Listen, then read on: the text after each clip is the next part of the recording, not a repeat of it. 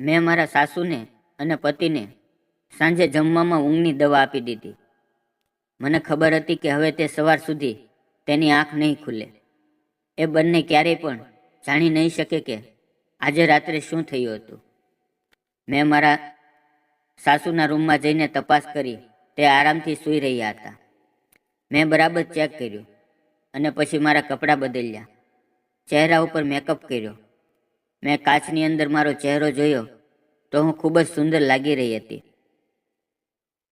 મને વિશ્વાસ હતો કે જ્યારે હું દેશી ડૉક્ટર પાસે પહોંચીશ તો તે દેશી ડૉક્ટર મને જોઈને ખૂબ જ ખુશ થઈ જશે અને મને તે એક એવી વાત જણાવશે જેને જાણવા માટે હું ખૂબ જ તડપી રહી હતી. આજે મારા સાસુ અને મારા પતિ બે ગાઢ નીંદરમાં સૂઈ રહેવાના હતા. છતાં મેં સાવધાની વર્તી, કારણ કે આડોશી પાડોશીને નજરે ચડ્યા વગર ડૉક્ટર સાહેબના ઘરે જઈ શકું. ડૉક્ટર સાહેબના ઘર પાસે મારા દેવરનું ઘર હતું. મેં તેની બારીમાંથી અંદર જોયું તો ઘરમાં અંધારું હતું. હવે મને વિશ્વાસ આવી ગયો કે તે પણ મારી વિશે કાંઈ જાણી નહીં શકે કે આજ રાતે મેં શું કામ કર્યું છે. થોડી દૂર ડૉક્ટર સાહેબનું ઘર હતું અને ડૉક્ટર પોતાની પત્ની અને બાળકો સાથે રહેતા હતા. એટલે મને તેણે ઘરના બદલે બીજી જગ્યાએ બોલાવી હતી, કારણ કે ઘરની અંદર મુલાકાત કરવી શક્ય ન હતી. જ્યારે હું ત્યાં પહોંચી તો ડૉક્ટર સાહેબ મારી રાહ જોઈ રહ્યા હતા. મને જોઈને તેની આંખોમાં ચમક આવી ગઈ. તેણે મને જોરથી પોતાના તરફ ખેંચી અને તે મારા કાનમાં ધીમે ધીમે કહેવા લાગ્યા કે તને કોઈ આવતા જોઈતો નથી ને. તે થોડા થોડા ડરી રહ્યા હતા. મેં કહ્યું નહીં. હું પણ થોડી થોડી ધ્રુજી રહી હતી, કારણ કે પહેલીવાર હું કોઈ બીજા માણસ સાથે આટલી નજીક આવી ગઈ હતી. મારા લગ્નને 1 વર્ષ થઈ ગયું હતું, પરંતુ એક વખત પણ મારા પતિ મારી પાસે આવ્યા ન હતા અને ના તો તેણે મને હાથ લગાડ્યો હતો. થોડીવાર હું શરમને લીધે ચૂપ રહી. મેં મારા પતિ સાથે આ વિષય ઉપર વાત ન કરી અને ના કોઈ સવાલ પૂછ્યો. પરંતુ જ્યારે ધીમે ધીમે મારી શરમ દૂર થઈ તો તેની જગ્યાએ ગુસ્સાએ ઘર કરી લીધું. મને સમજમાં નહોતું આવતું કે મારો પતિ મારી સાથે આવું શું કામ કરે છે. શું તે મને પસંદ નથી કરતા, કે પછી તેના દિલમાં બીજું કોઈ છે? અને જો તેના દિલમાં કોઈ બીજું હતું તો તેણે મારી સાથે લગ્ન શા માટે કર્યા? આવી જ રીતે 2 મહિના જતા રહ્યા. એક વખત મેં મારા પતિને પૂછ્યું તો તે પહેલાં થોડા ગભરાઈ ગયા અને પછી મને કહેવા લાગ્યા કે તને શરમ આવવી જોઈએ. તું મારી સાથે આ કેવી વાત કરી રહી છો? કોઈ પણ औरत પોતાના પતિ સાથે આવી વાત કરતા પહેલાં મરવાનું પસંદ કરશે. તેની વાત સાંભળીને હું ખામોશ થઈ ગઈ. મને લાગ્યું કે તેની વાત સાચી છે. મારે મારા પતિ સાથે આવી વાત ન કરવી જોઈએ. પરંતુ મેં જે પૂછ્યું તે યોગ્ય પણ હતું, કારણ કે તેણે લગ્ન પછી મારી સાથે કોઈ પણ સંબંધ બનાવ્યો ન હતો.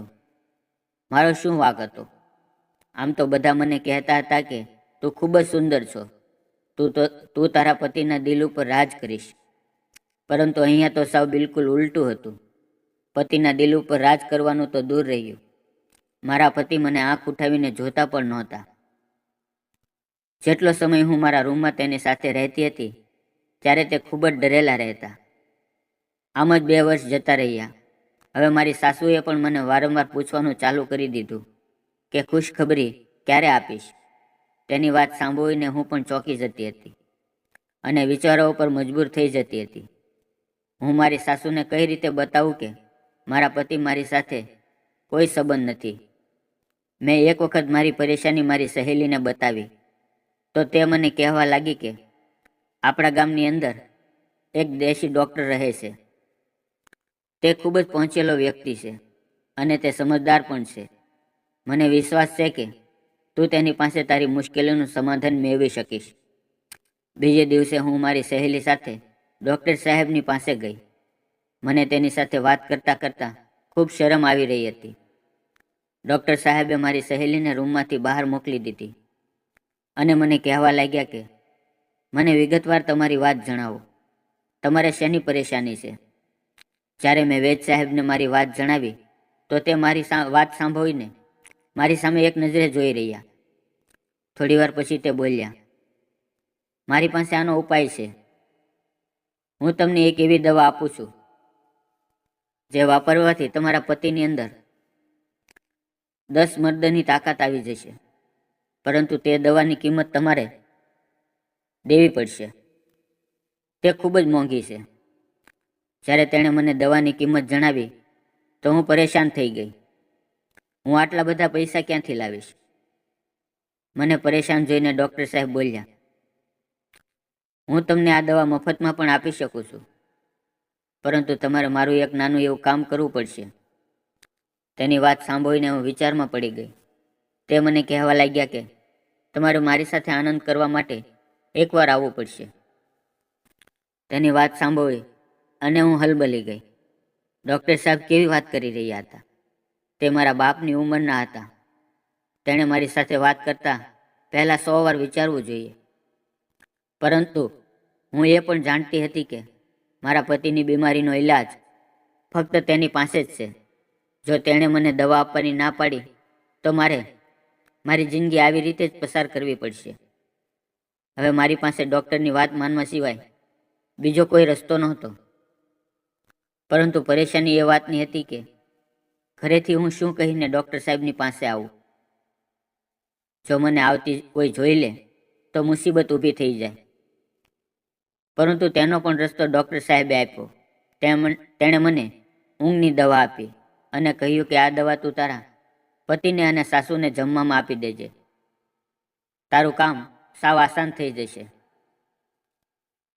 મેં ધ્રુજતા હાથે જમવાની અંદર નીંદરની દવા ભેળવી અને મારા પતિ અને સાસુને આપી દીધી.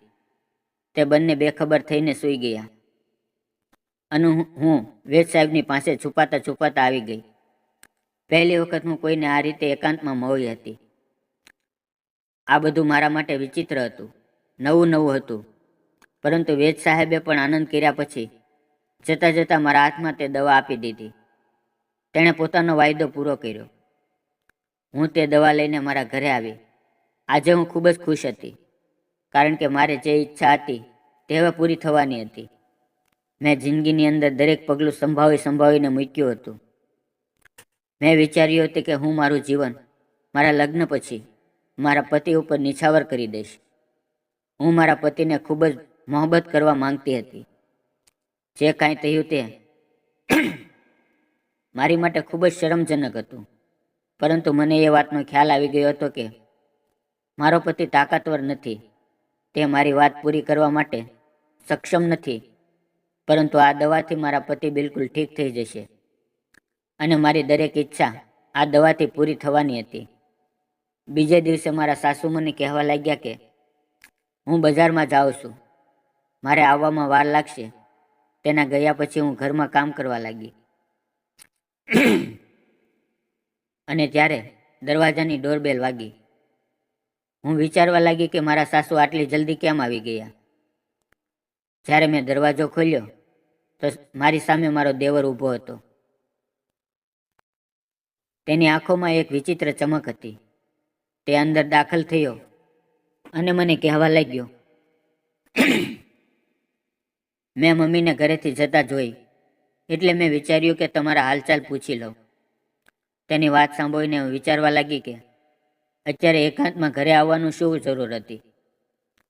પરંતુ પછી તેણે જે વાત કરી તે સાંભળીને મારા પગ નીચેથી જમીન સરકી ગઈ. તે મને કહેવા લાગ્યા, ગઈ રાતે તમે ક્યાં ગયા હતા? મેં મારા ચહેરાના હાવભાવ નોર્મલ કર્યા અને કહ્યું, હું તો ઘરે જ હતી, હું ક્યાં જાઉં? પરંતુ તે વિચિત્ર અંદાજમાં હસવા લાગ્યો અને કહ્યું, હું જાણું છું કે તમે ક્યાં ગયા હતા. અને પછી તેણે પોતાના મોબાઈલમાં મને વિડીયો રેકોર્ડિંગ દેખાડી, જેની અંદર ડૉક્ટર સાહેબ મને કામના બદલે દવા આપી રહ્યા હતા. ડરના લીધે મારા રૂવાડા ઊભા થઈ ગયા. તે મને વિચિત્ર નજરે જોઈને ધીમે ધીમે હસતો હતો અને મને કહેવા લાગ્યો કે જો તમે એવું ઈચ્છો છો કે આ વાત તમારા પતિની કે બીજા કોઈને ખબર ન પડે તો તમારે પણ મારી સાથે ખૂબ જ સારો સંબંધ રાખવો પડશે. તેની વાત સાંભળીને હું ડરી ગઈ અને તેની આગળ મારા હાથ જોડ્યા અને હું તેને કહેવા લાગી કે તમે આ વાત કોઈને કહેશો નહીં. કારણ કે તેનાથી મારી જિંદગી બરબાદ થઈ જશે. મારા પતિ મને છોડી દેશે. તેણે મારી ઉપર જરા પણ દયા દેખાડી નહીં અને તે કહેવા લાગ્યો, તમારે જે કહેવું હોય તે કહો, પરંતુ તમારે મને ખુશ કરવો પડશે, નહીંતર હું આ વાત બધાને બતાવી દઉં છું. અને પછી જે થયું તે આગળની વાત સાંભળવા માટે મિત્રો વિડીયોને લાઇક અને ચેનલને સબસ્ક્રાઈબ જરૂર કરજો અને કોમેન્ટ બોક્સની અંદર ભાગ 2 લખીને જણાવજો. ફરી મળશું આવતીકાલે એક નવા વિડીયોમાં. ત્યાં સુધી આવજો. વિડીયો પૂરો જોવા બદલ તમારો ખૂબ ખૂબ ધન્યવાદ.